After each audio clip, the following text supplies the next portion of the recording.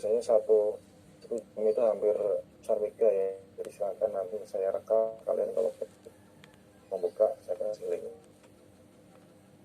Karena ini terintegrasi dengan Google Drive ya. Jadi kalau saya ngerekam nanti ke Google Drive saya. Kalau misalkan ingin membuka lagi, silakan nanti saya kasih yang selanjutkan. Di kemarin kita sudah belajar mengenai tipologi sistem aktiver ya. Tipologi ini merupakan karakteristik dari aktiver yang dewasa ya, yang dimodifikasi oleh Pradimaja tahun 1993 dari sistem Mendel. Kemudian disesuaikan dengan kondisi bisnis. Maka ada 5 tipologi. Yang pertama ya kematian teknologi, kemudian aluvial, kemudian sedimen, kemudian metamorf, kemudian glasial. Nah, kelihatan kemarin yang gunung api, aluvial sudah ya. Nah, sedimen, kristalin sama glasial ini akan saya berikan material. Tolong ini ya dicek kalau ternyata terlalu maju atau terlalu maju terutama ya untuk material saya. Baik, untuk sedimen, nah sedimen ini sering kita jumpa, khususnya model-model sedimen. Nah ini ada dua tipologi ya dari batu sedimen. Yang pertama itu batu sepih atau batu lompong terlipat. Kemudian ini ada sedimen terlipat atau terpatahkan. Di Kalimantan itu kan kalau Samarinda khususnya itu kan antiquinorium ya, fisioterapinya kan antiquinorium Samarinda, sehingga banyak antiquin ya, kemudian kombinasi dengan sinuquin ya, sehingga dominasi model tipologi akuifernya adalah tipologi akuifer batuan sedimen terlipat ya. Terlipat ya, mungkin karena lipatan ya yang sering dominan di sini. Nah untuk yang batu pasir serpit ini ya, itu mirip dengan COVID ya, kita harus diagenesis ya, kemudian mengenai kompaksi dan sementasi. Nah ini biasanya di daerah-daerah delta ya, delta makam ya, dan makam itu juga banyak dijumpai model-model sistem akuifer yang pelipatannya kelihatan sekali ya antara batu pasir dan batu serpit. Nah, kemudian yang nomor 2 ini yang kita Samarinda itu masuk yang sedimen terlipat. Nah kita kalau sama itu kan ini ya banyak sekali patan seperti di daerah Batu Putih ya, kemudian daerah Pajak juga ada itu banyak sekali kita dan yang sering kita lihat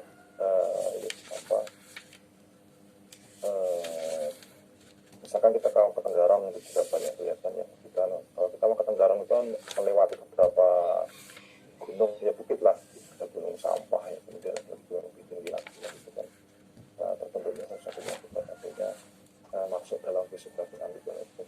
Nah, makanya di Samarinda itu maksudnya ke sedimen terlipat. Nah ini untuk pencetannya ya, ini ada sumur dalam. Sumur dalam itu sumur ya yang mengambil sumber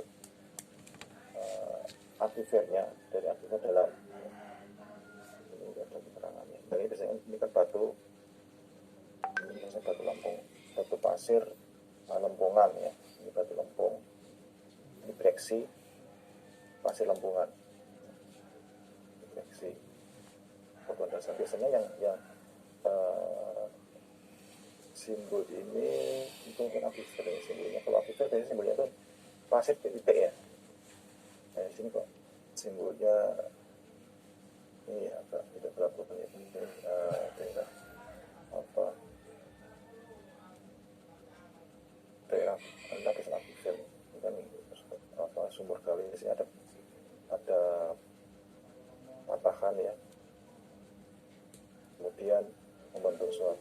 Ini modelnya apa? Kalau yang gini anti-clean atau syncline?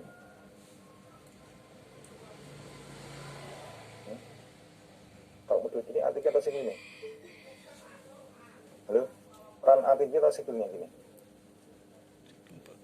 Anti-clean, Pak. What? Syncline. Syncline, Pak. Aduh. Clean, Pak. Maksudnya lihat ini. Artinya segini masih bingung gimana. Lihat ini ya. Ini. Syncline. Lihat. Anti-clean, anti. Itu kan ada N-nya ya. Anti-clean ada N-nya. N itu kan bentuknya gini. N, anti-clean. Jadi dia seperti gunung. Ya. Syncline kebalikannya nih. Syncline nih, syncline. Ya. Nih, anti-clean. Jangan salah. Nanti kamu sudah kacau itu. Ini hal mendasar ya. Peraturan di Kalimantan lah itu banyak sekali ya, kelihatan syncline anti-clean itu banyak sekali. Makanya di Samarinda itu namanya anti-cleanorium. Anti-cleanorium itu banyak, anti-cleannya banyak kali gitu. Banyak anti-clean, nah gini anti-clean. Kenapa enggak synclinorium ya? Karena anti-cleannya lebih banyak. Ya, ini lebih banyak. Kalau synclinorium jadi banyak synclinnya. Ya. Kali 1, 2, 3 gitu ya. Anti-cleannya cuma 2. Dia ingat ya. Kemudian batuan sedimen, ini ya biasa nih sifat fisiknya ya, sifat utamanya batuan lepasnya, batuan padunya. Batuan padu itu model kompaknya. Ini secara mekanik ya, organik, kimia. Nah, yang organik ini yang sering kita jumpai ya, gambut ya, itu bara muda sampai antrasit ya. Kemudian kalau yang model mekanik ya, mekanik kan tekanan, pressure ya, seperti apa, pasir ya, lempung. Jadi batu ini batu lempung, batu pasir ya. Kemudian yang lebih kompak lagi, breksi, konglomerat, shell ya, batu gamping. Nah, kemudian yang kimiawi batu gamping termasuk ya, kimiawi ya, karena mungkin dari foraminifera ya, kemudian mana lagi yang sering kita jumpai, garam ya, batu garam itu ada NaCl, Andesite azotika, batu gamping dolomit, jasper, lempung, dan seterusnya. Nah, ini adalah sedimen pelipat ya. Jadi banyak lipatan-lipatan yang membentuk sedimen. Nah, lipatan-lipatan membentuk sedimen. Nah, di sini batu pasir ya, pasir kan biasanya ini pasir ya. Simbolnya ingat ya, simbolnya pasir itu titik-titik ya, titik-titik. Nah, napal, lempung ya, itu biasanya garis. Kalau napal ini agak terpotong-potong ya. Jadi kalau lempung garis terkadang titik garis ya. Kalau gamping kan seperti ini ya, seperti bata itu ya, gambaran seperti bata.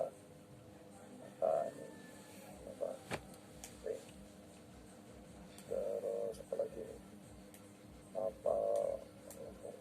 Nah, nanti kalau ada garis titik gitu ya, dan garisnya pendek-pendek ya, bisa pendek-pendek ya, itu lano. Garis titik biasanya pasir, lempungan misalkan, nanti ada variasi. Ini model tadi yang anti-syncline ya. Misal ini ada sumbunya, axe of anti-clean, sumbu anti-cleannya. Ini sumbu syncline, tegak lurus. Nah, kemudian ada apercen anti-clean ya, anti-clean yang terlipat lagi ya, terlipat-lipat ya. Ini ada yang patah ya, seterusnya. Ini di alam, dan di tambang kelihatan ya model-model gini ya, lapisan-lapisan gini kalau di tambang kelihatan sekali. Habis misalkan sudah terbentuk high wall, side wall itu kan biasanya model-model yang ini terlibatnya kelihatan sekali. Nah, kemudian setelah batuan sedimen tadi yang terlibat, kemudian ada batu gamping karbonat. Nah, ini juga banyak kita jumpai ya. Kalau di Kalimantan Timur ya, saya nggak tahu jauh ya. Kalimantan Timur ada di ini apa, daerah Kutim ya, Kaliorang ya. Kaliorang itu daerah utara lagi ke Sangatta itu. Kemudian Bro ya, berarti juga banyak. Kemudian Penajam Pasir Utara itu ada ya. Kemudian yang dekat-dekat di Tenggarong Seberang, Gua Gelap. Ada yang pernah ke Gua Gelap nggak? Halo, ada yang pernah ke Gua Gelap? Pernah Pak. Oh, belum pernah ya. Di Gua Gelap itu dekat ya, arah Separe ya, dekat rumahnya Pak Toto itu ya. Kalau pernah ke Separe itu ada namanya Gua Gelap. Di situ ini apa, kars ya, batu gamping. Kita bisa temukan stalaktit ya, stalagmit ya, sekaligus itu. Dan ada sungai-sungai bawah ini. Tapi sungai-sungai ini ada. Tapi kecil ya, luasnya cuma terbatas ya. Terbatas. Kemudian ada kekar-kekar ya, banyak sekali kekar yang kita jumpai. Nah, tentu di gambarnya ada oval. Oval itu seperti ini sinkhole, tapi dia tidak sampai ke bawah. Cuma seperti kubangan gitu ya, kubangan besar. Nah, ini sih ada sungai intermittent, ada sungai permanen. Nah, sungai intermittent itu apa? Ada yang tahu? Sungai intermittent.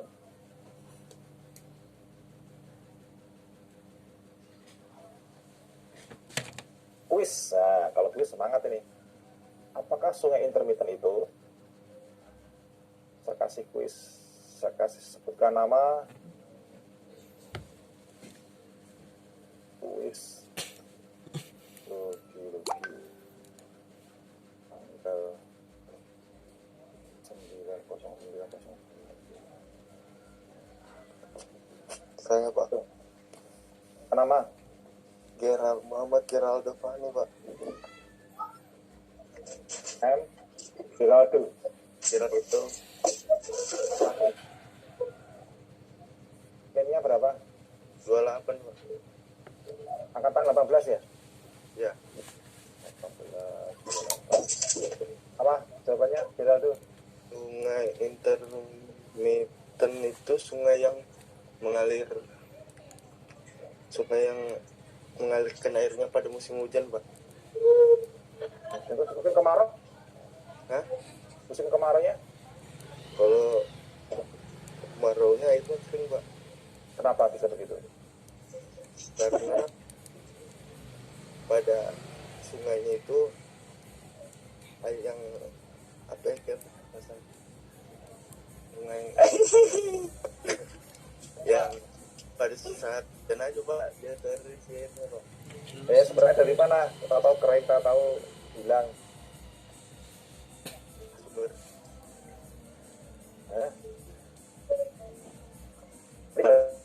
Maut, air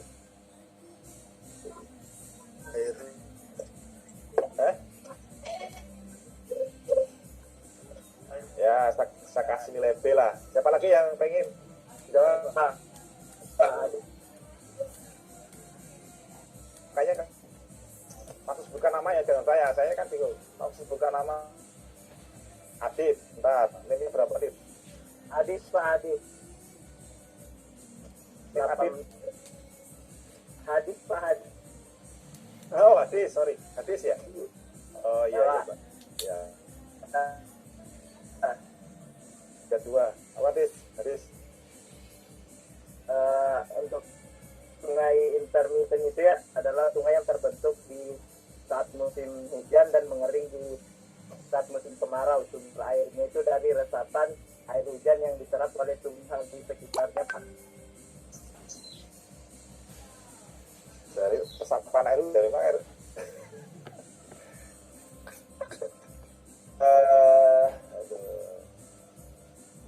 Berarti ya beda tipis sama tadi ya, sumber airnya masih sama, belum sempurna ya, belum sempurna. Kalau sumber air tadi ya kalau dinilai ya masih 70 lah ya, Ya nilainya beti lah, sama-sama siapa yang tetap sama si viral. Yang lain perempuan Saya ada Pak, saya. saya Pak nama perempuan gede Neni Warman Pak. siapa? Warman angkatan 18 NIM 66. Neni Warman. Neni Warman Pak. Hah? Neni Warman Oh, Neni Warman. Nini berapa? 66. 6. Apa Neni Warman? Sungai intermittent itu sungai yang mengalir yang ada airnya kalau pada saat musim hujan. Soalnya sungai itu ada airnya apa? Ada airnya kalau hujan. Jadi kalau musim kemarau dia tidak menghasilkan air.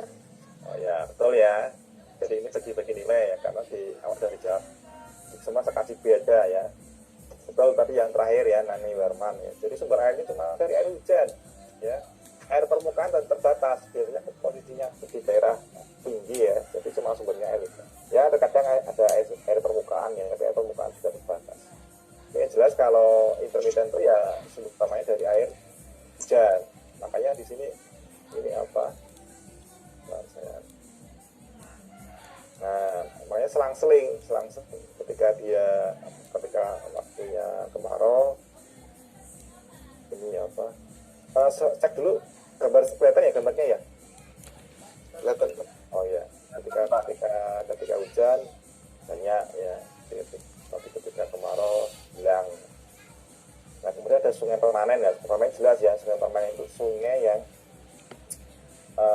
kemarau sama penghujan tetap ada. Sumbernya dari mana? Ya bisa dari pertama hujan jelas ya, kemudian dari air tanah ya, kemudian dari air permukaan, kemudian dari jaringan sungai sebelumnya. Nah sekarang pertanyaan lagi, kuis, sungai intermittent itu sama dengan sungai apa apabila mana aja secara pastikan dulu aja. Nah ini contohnya di fisiografi di morfologinya dari Kars ya, ada debris soil. Nah, debris ini kan material tanah yang ini tereduksi ya. Nah, seperti mengecil, kemudian ada muka air tanah. Nah ini hasil dari river tadi ya, river. Nah terkadang stripnya itu di strip underground hilang ya, karena bisa ada lubang ya, air sungainya hilang. Itu air sungai itu biasanya ada sambung menyambung, tapi tahu hilang. Ini besar hilang. Nah di sini di kemungkinan besar bawahnya ada penerusnya ya, sungai bawah tanahnya. Ini juga gitu, stream disappear, langsung masuk underground. Kemudian ini ada caves ya, gua-gua, kemudian cave mouth ini terbang. Nah ini ada simbol. Nah simbol ini lubang ya, lubang tapi dia sampai ke bawah. Ya, kalau yang tadi opala ya ini cuma kubangan besar. Nah seperti kondisi ini ya, ada cave-nya, ada tanahnya ya, di daerah Gua Gelap di Separi itu ada. Kita lihat. Ya 2-3 orang lah, jangan terlalu banyak rombongan, jangan berjalan-jalan daerah Separe. Begitu kiri jalan itu kan ke arah Separe sana. Ada itu apa namanya, buat kita masuknya mungkin sekitar berapa ya, 2 kilo lah. Jadi ada buah itu di asli sampai sekarang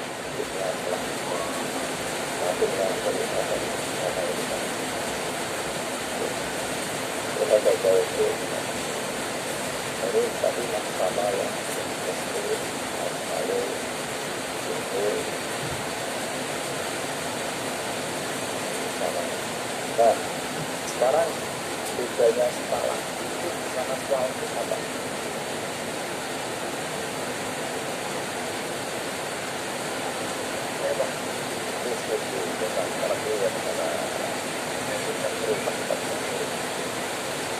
Karena sekarang dia tak yang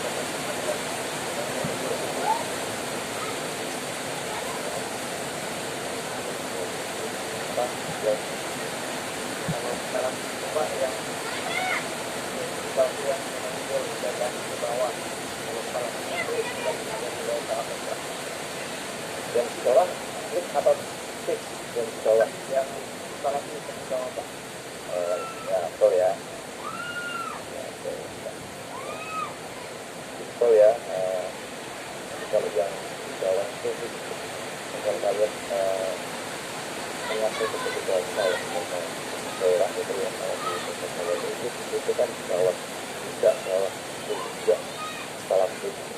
Kalau stalaktit di atas ya. Nah ini ada hitung-hitungnya ya. Nah ini tinggal kita kristalin ya. Bahkan metamorf biasanya yang model-model ini sudah adanya kompaksi. Kenapa kan daerah-daerah yang terjadinya metamorf gitu ya, karena adanya kompaksi ini. Tapi ke daerah vulkanik, tapi daerah kalimat ya yang soil langsung melakukan ini di tapi melakukan.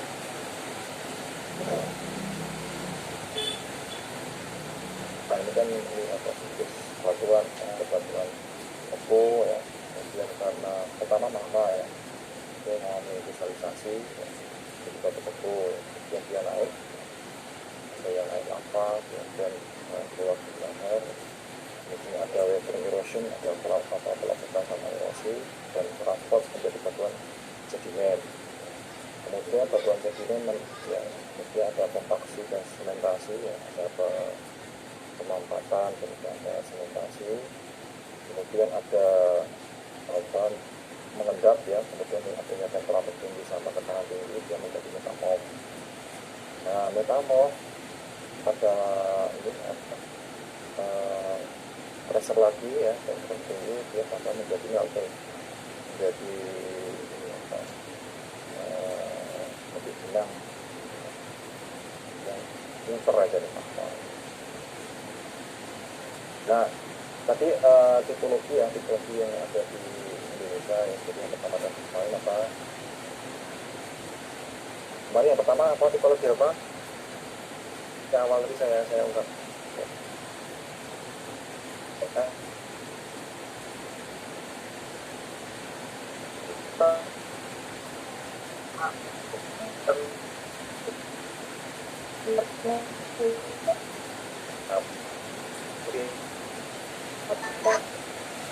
Terlalu dia Ya, ketiga apa?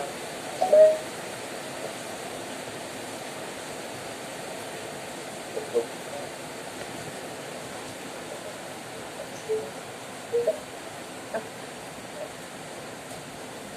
yang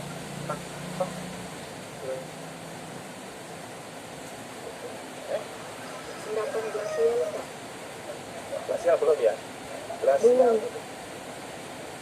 ada tidak jaya. Memang untuk di glasial di Indonesia cuma satu itu ya, itu tidak ada tempat yang lain. Itu dimasukkan oleh kemudian biasanya terakhir ya. Kemudian yang namanya kristalin magmatik ya. Nah batuan sedimen tadi selain hidrologi berlipat ya, termasuk sedimen termasuk ya batu-batu tadi ya. Kemudian sebelumnya itu aluvial ya, itu masuk yang pertama tadi apa anjing berarti. Nah untuk yang apa glasial ya, glasial seperti apa seperti itu apa salju tadi ya,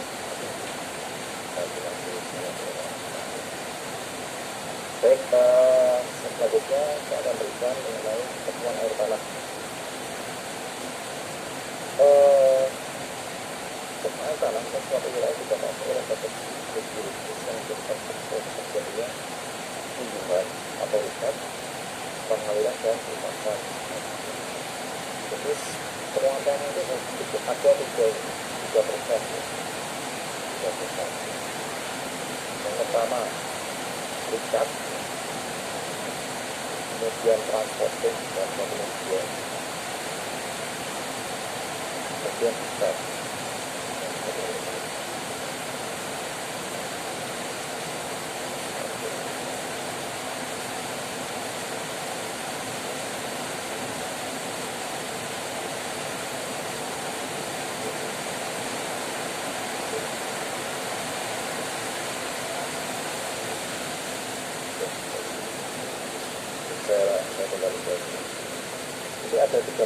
yang terjadi dalam suatu cekungan ya. Jadi ada ada pengaliran, dalam arti pengaliran bawah tanah dalam media batuan. Kemudian ada iskat. Nah, cekungan tidak dibatasi, nah ini ingat, tidak dibatasi oleh daerah administrasi, sehingga batasnya akan dapat meliputi lebih dari satu daerah nasional juga dari batas hidrogeologis ya, satu kawasan hidrogeologi dalam peraturan pengecahan itu ya kalau di permukaan ya, di permukaan ini seperti batas catchment area atau watershed atau das.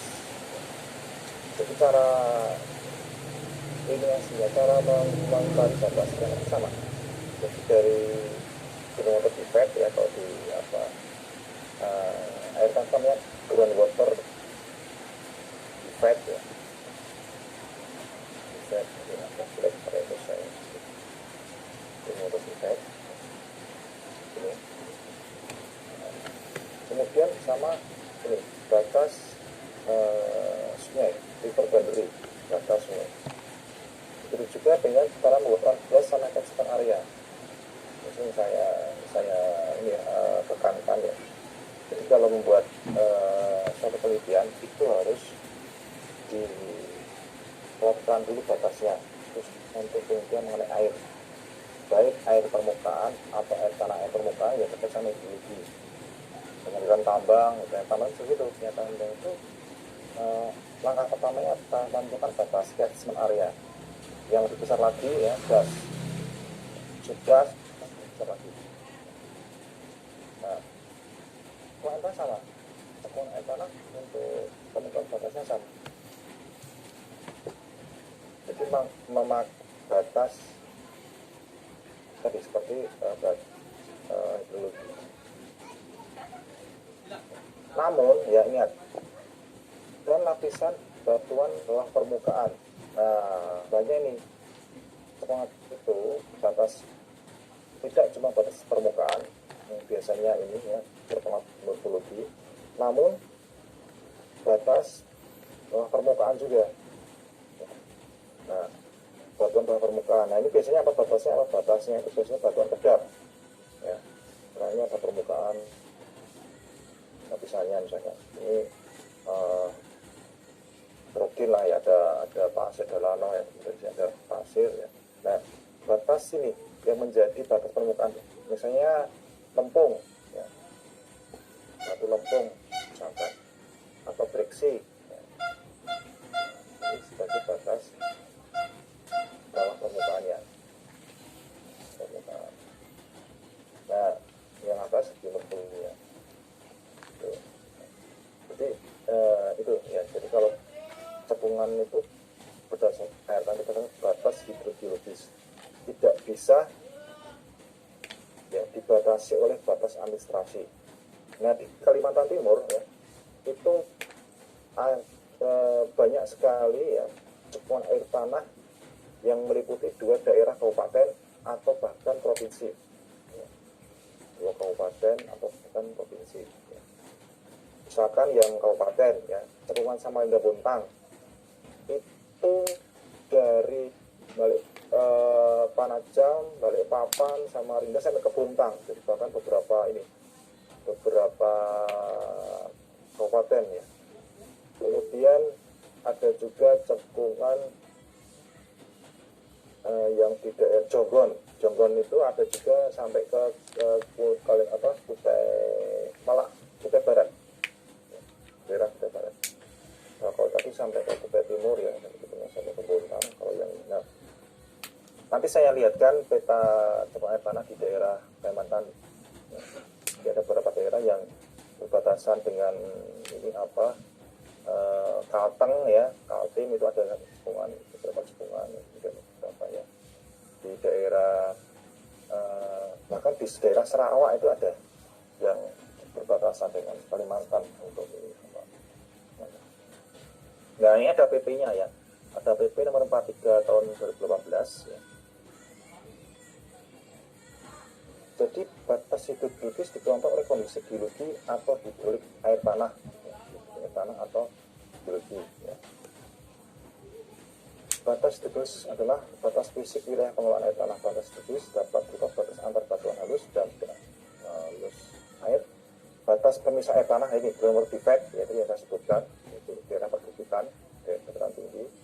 Dan batas terbentuk dari struktur geologi meliputi antara lain kemiringan, lapisan, patahan, lipatan. Nah ini struktur juga mempengaruhi ya. Nah geologi, ya geologi jelas. Yang kedua punya daerah imbuhan, daerah luahan, dan satu sistem pembentukan air tanah. Daerah imbuhan air tanah merupakan kawasan air tanah di daerah tersebut air tanah untuk tidak didaya-gunakan, sedangkan daerah luahan secara umum dapat didaya-gunakan, dapat dikatakan sebagai kawasan budidaya air tanah. Yang ketiga memiliki satu kesatuan akuifer, yaitu kesatuan nasional akuifer termasuk lapisan batuan kedap air yang berada di dalamnya. Akuifer dapat berada pada kondisi tidak terletakkan atau ini unconfined ya, ini C ini ya. Saya koreksi sekali lagi.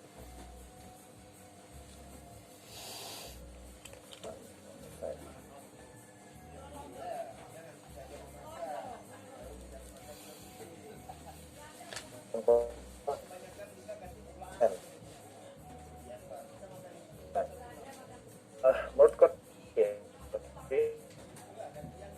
teri itu ada ya, syaratnya. Yang pertama ada lapisan permeabel, kemudian ada impermeabel, ya, kedap tidak kedap, kemudian ya, di daerah pegunungan, struktur, ya, struktur. Seperti lipatan ya, lipatan itu kelihatan ya, lipatan itu misalnya daerah atas misal air tanah, ya. Daerah ini misalkan ada sungai, ya, ada sungai nah, di sini.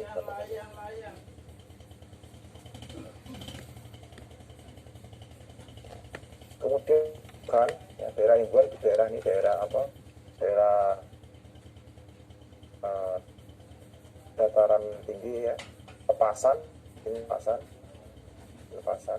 daerah sungai, apa yang bebas tertekan ya, di sini lapisan-lapisan.